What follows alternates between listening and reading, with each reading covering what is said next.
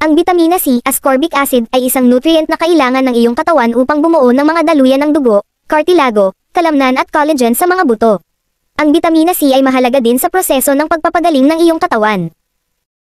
Ang bitamina C ay isang antioxidant na tumutulong na protektahan ang iyong mga selula laban sa mga epekto ng mga molekula ng free radical na nalilikha kapag ang iyong katawan ay nasira ang pagkain o nalantad sa usok ng tabako at radiation mula sa araw, X-ray o iba pang mga pinagmumulan. Tinutulungan din ng bitamina C ang iyong katawan na sumipsip at mag-imbak ng iron. Ang bitamina C ay isa sa pinakaligtas at pinaka-epektibong sustansya. Bagamat maaaring hindi ito ang lunas para sa karaniwang sipon, maaaring kabilang sa mga benepisyo ng bitamina C ang proteksyon laban sa mga kakulangan sa immune system, sakit sa cardiovascular, mga problema sa kalusugan ng prenatal, sakit sa mata, at maging ang pagkulubot ng balat. Ang matatanggap na antas ng mataas na paggamit o ang maximum na halaga na maaari mong inumin sa isang araw na malamang na hindi magdulot ng pinsala ay 2,000 mg mag sa isang araw para sa mga nasa hustong gulang. Ang bitamina C ay isang bitamina na nalulusaw sa tubig, ibig sabihin ay hindi ito iniimbak ng iyong katawan. Kailangan mong makuha ang kailangan mo mula sa pagkain, kabilang ang mga citrus fruit, broccoli, at mga kamatis. Kailangan mo ng bitamina C para sa paglaki at pag-aayos ng mga tissue sa lahat ng bahagi ng iyong katawan.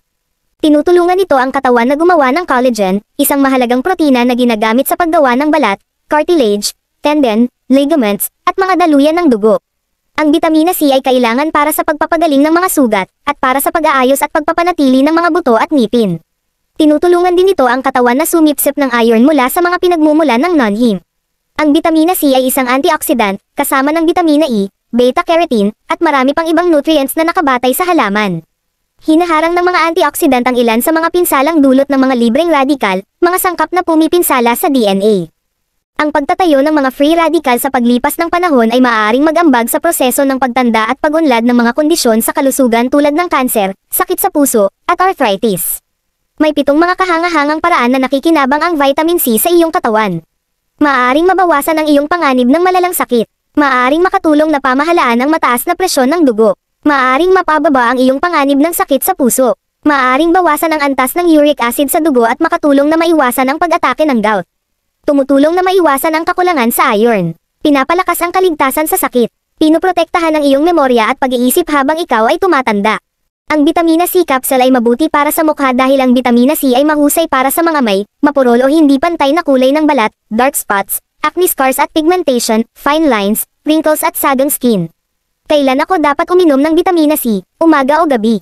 Maaari kang uminom ng mga suplementong bitamina C anumang oras ng araw, mayroon man o walang pagkain. Bagamat ang pag-inom ng ascorbic acid kasama ng mga pagkain ay maaaring makatulong na bawasan ang potensyal.